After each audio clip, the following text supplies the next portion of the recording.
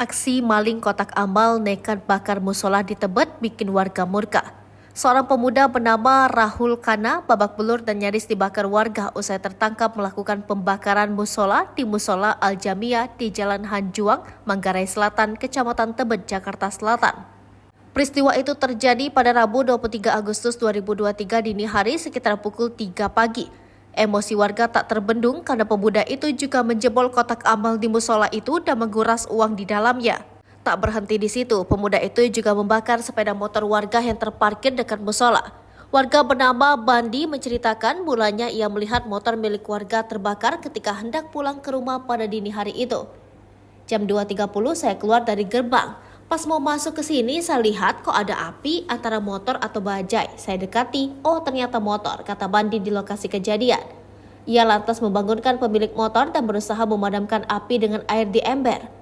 Orangnya kalang kabut keluar, jadi kita bawa ember, terus kita siram, ujar dia. Beruntung api berhasil dipadamkan meski bagian jok motor sudah terbakar. Belum diketahui penyebab motor itu terbakar. Bandi dan warga lainnya kembali dikejutkan karena tiba-tiba muncul api dan kepulan asap dari dalam musola dekat lokasi kejadian.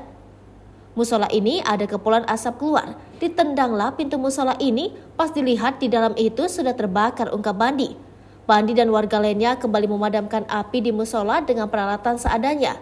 Tampak tirai pembatas sholat pria dan wanita serta sajadah sudah hangus terbakar. Warga kembali kaget karena mendapati kotak amal yang terletak di salah satu sudut musola sudah dalam kondisi rusak. Uang di kotak amal tersebut juga sudah hilang. Beberapa menit setelahnya, ia mendapat kabar bahwa pelaku pencurian dan pembakaran musola ditangkap oleh warga. Pantauan Tribun Jakarta, musola itu berlokasi di gang sempit yang hanya bisa dilalui sepeda motor dan pejalan kaki. Tirai pembatas saf antara jemaah pria dan wanita tampak hangus terbakar. Tembok di salah satu sudut musola juga terlihat menghitam imbas tirai yang dibakar pelaku. Abu berwarna hitam masih berserakan di lantai. Selain itu, pintu musola Al-Jamiah tampak rusak setelah dijebol oleh pemuda tersebut. Selain membakar musola, pelaku juga membobol kotak amal yang ada di tempat kejadian perkara.